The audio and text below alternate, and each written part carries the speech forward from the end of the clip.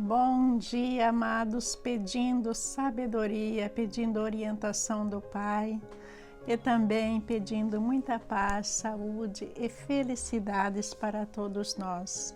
Hoje nós vamos continuar Mateus 27, versículos de 52 a 56 e o título é Ninguém Morre. Nós temos que ter certeza absoluta disso, que ninguém morre. E daí muitas perguntas, porque muitas religiões pregam que a pessoa morre e vai dormir. E fica lá dormindo até o dia do julgamento. Mas nós sabemos que não é bem isso. O adormecimento na Bíblia, ele foi na maioria das vezes pregado como um eufemismo para suavizar a ideia da morte.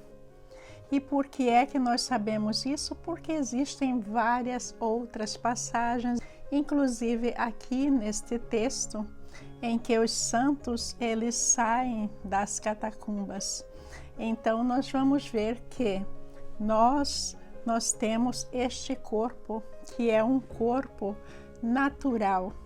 O que significa isso? Que com a morte esse corpo ele vai apodrecer, ele é fraco, ele morre. Mas existe um outro corpo que é o corpo glorificado. Vocês sabem o que é isso? Vamos primeiro à palavra de Deus para depois continuarmos com a explicação. Leitura de Mateus capítulo 27, versículo de 52 a 56. Os sepulcros se abriram e os corpos de muitos santos que tinham morrido foram ressuscitados. E saindo dos sepulcros, depois da ressurreição de Jesus, entraram na cidade santa e apareceram a muitos. Quando o centurião e os que com ele vigiavam Jesus viram o terremoto e tudo o que havia acontecido, ficaram aterrorizados e exclamaram: verdadeiramente, este era o Filho de Deus. Muitas mulheres estavam ali observando de longe. Elas haviam seguido Jesus desde a Galileia para o servir.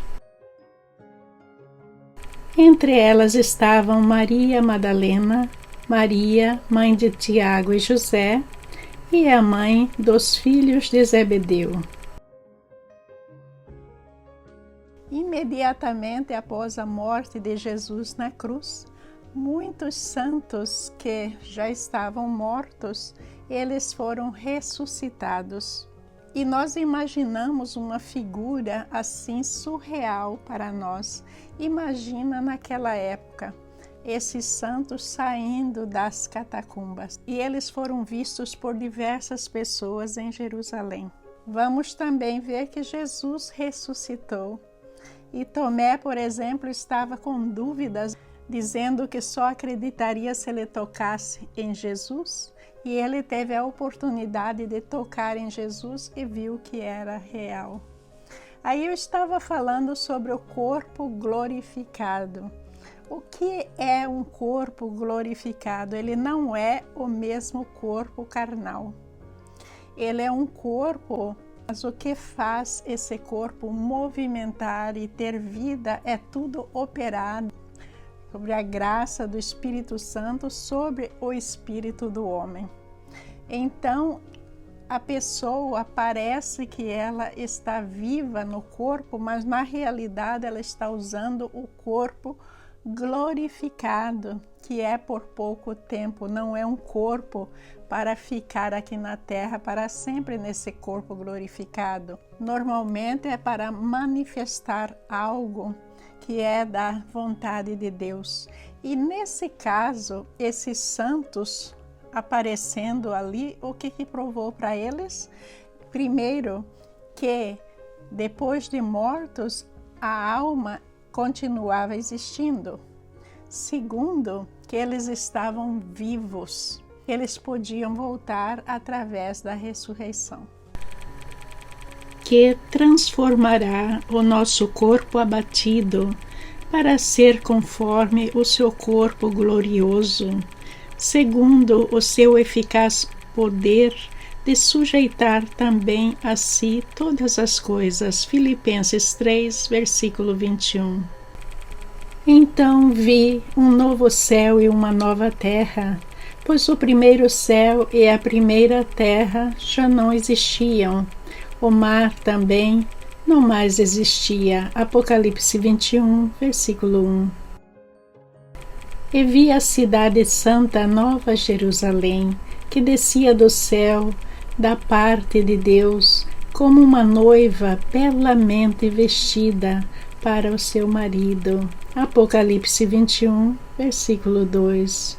Não há condenação alguma para quem crê nele, mas quem não crê nele já está condenado por não crer no Filho único de Deus. João 3, versículo 18. Pois o Senhor mesmo descerá do céu com um brado de comando, com a voz do arcanjo e com o toque da trombeta de Deus. Primeiro os mortos em Cristo ressuscitarão. 1 Tessalonicenses 4, versículo 16. Vocês acabaram de ver que os mortos em Cristo ressuscitarão. A ideia de estar morto tem dois significados. A pessoa morta em Cristo são aquelas pessoas que aceitaram Jesus como seu Salvador, viveram de acordo com a palavra de Deus. Estávamos falando num dos vídeos anteriores sobre o mundo inferior. Eu disse que todos vão, de certa maneira, passar por lá e ser julgado imediatamente. Por que é que todos têm que passar lá? Primeira coisa, Jesus passou, Jesus não tinha pecado e ele estava carregando o pecado da humanidade. Agora, nós viventes aqui na terra não recebemos o julgamento de Deus na nossa casa. Como muitos dizem, não, o julgamento de Deus é acontecido nesse lugar, como diz a Bíblia. Agora, não significa que a pessoa vai estar lá, isso é um lugar de transição. A pessoa já vai entrando, vai de um lado, outra do outro, é assim que eu imagino. Aí vem a questão da morte. A pessoa está morto em Cristo. São as pessoas que vão imediatamente ser julgadas e retiradas desse lugar. Elas vão ficar num outro lugar, porque existe dois lugares especiais. Um lugar para os mortos em Cristo e um outro lugar para os mortos. As pessoas que morreram no pecado são as pessoas que distanciaram de Deus de alguma maneira. Então, através desse julgamento que vão receber ali no mundo inferior que está abaixo de nós, elas vão permanecer nesse lugar esperando o julgamento. Mas que julgamento é esse? É o julgamento final. Agora, muita gente diz que esse lugar é o inferno. Não, não é um inferno, é um lugar de transição. Porque quando nós vimos a Bíblia relatar sobre o inferno é um lago de fogo, não é esse lugar. E quem crê no Filho de Deus tem a vida eterna. Quem não obedece ao Filho não tem a vida eterna, mas a ira de Deus permanece sobre ele. João 3, versículo 36. Então, quando nosso corpo mortal tiver sido transformado em corpo imortal, se cumprirá a passagem das Escrituras que diz: a morte foi engolida na vitória. 1 Coríntios 15, versículo 54. Ó morte, onde está sua vitória? Ó morte, onde está seu aguilhão? 1 Coríntios 15, versículo 55. O pecado é o aguilhão da morte que nos fere, e a lei é o que torna o pecado mais forte. 1 Coríntios 15, versículo 56. Mas, graças a Deus, que nos dá vitória sobre o pecado e sobre a morte por meio de nosso Senhor Jesus Cristo. 1 Coríntios 15, versículo 57.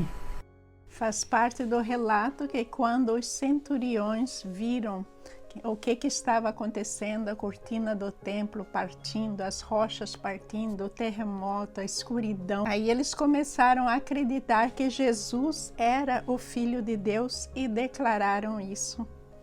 O motivo da incredulidade deles era principalmente porque eles esperavam um Jesus que iria fazer o confrontamento, não um Jesus pacífico que ia se deixar ser crucificado.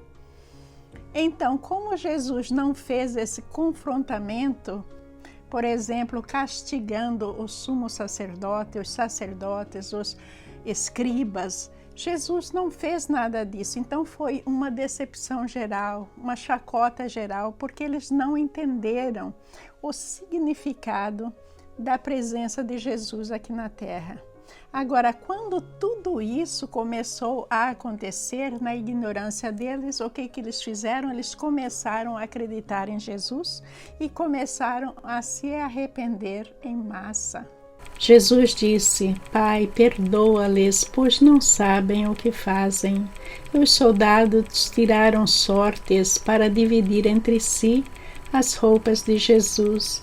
Lucas 23, versículo 34. E aí, propositadamente, vai falar das mulheres que estavam ali. E uma delas é Maria, mãe de Jesus, que estava entre a multidão. Mas Maria estava ali como espectadora, ela não se manifestou.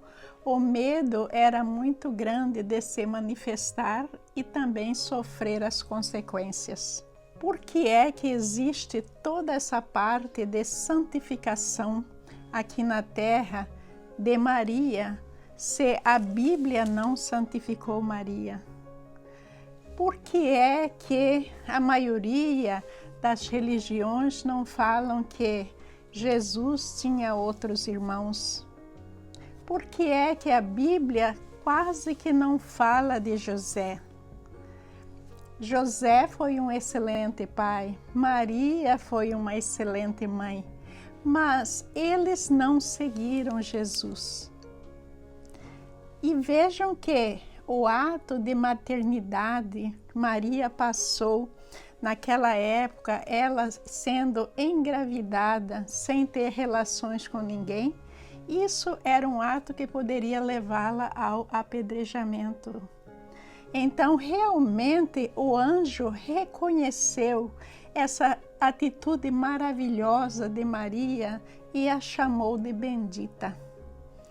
Agora, isso não significa de maneira nenhuma que o anjo estava santificando Maria. Não, mas estava dando a ela o cumprimento que ela merecia por aceitar esse encargo do Pai. Não é este o filho do carpinteiro? Conhecemos Maria, sua mãe, e também seus irmãos, Tiago, José, Simão e Judas. Mateus 13, versículo 55.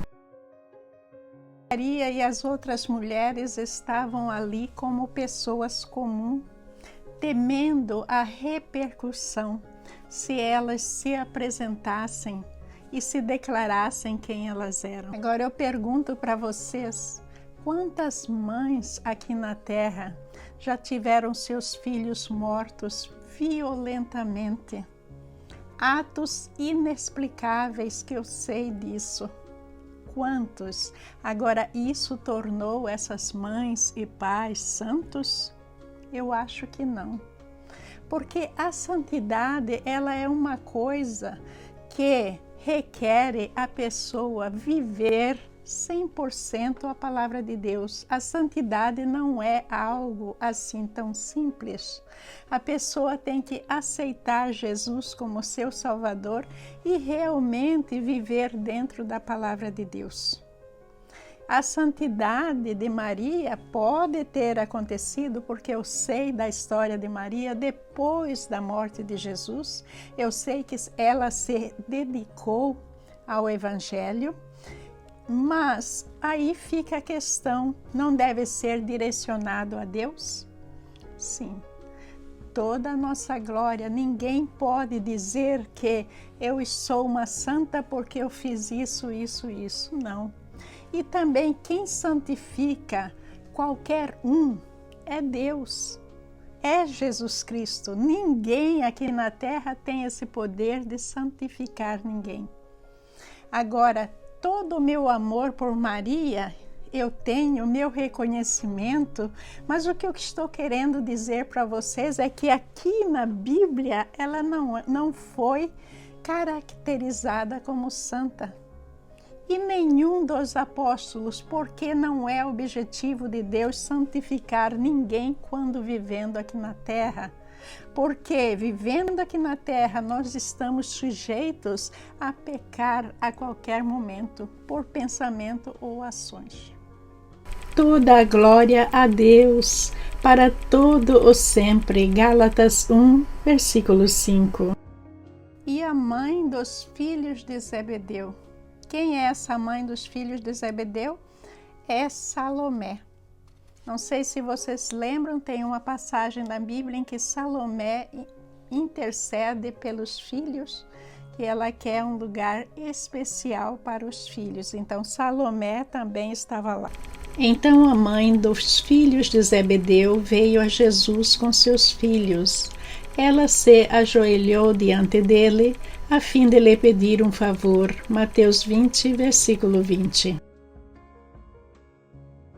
O que você quer? Perguntou ele. Ela respondeu: por favor, permita que, no seu reino, meus 2 filhos se sentem em lugares de honra ao seu lado, um à sua direita e outro à sua esquerda. Mateus 20, versículo 21. Jesus respondeu: vocês não sabem o que estão pedindo. São capazes de beber do cálice que estou prestes a beber? Somos, disseram eles. Mateus 20, versículo 22. E Maria de Madalena, todos vocês sabem quem ela é, não é? Maria de Madalena é a mulher que estava possuída com 7 demônios e Jesus retirou esses demônios dela e depois disso ela se converteu. Entre elas estava Maria Madalena, de quem ele havia expulsado 7 demônios. Lucas 8, versículo 2. Todos nós devemos buscar a nossa santificação. Mas nunca buscar a santificação como a gente busca um título universitário. Vai lá, estuda 4 anos e tira aquele título, aquele diploma, e você é um doutor, um advogado. Não, a santidade não pode ser assim. A santidade, nenhum homem tem autoridade de declarar nenhum santo. Quem declara a pessoa santo é Deus. Nós temos que buscar essa santidade continuamente e buscar o reconhecimento de Jesus Cristo, porque é através de Jesus Cristo que nós vamos até Deus. E também a nossa salvação, o nosso direito à vida eterna do lado do Pai, vai depender do nosso julgamento final por Jesus Cristo. Então, vamos pensar nisso e vamos realmente seguir aquilo que a Bíblia está nos ensinando.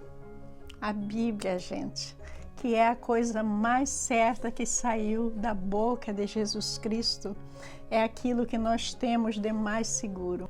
Que vocês tenham um bom dia, abençoado por Deus. Muito obrigado por estar aqui estudando comigo a sua palavra e que este dia termine na paz do Senhor. Amém.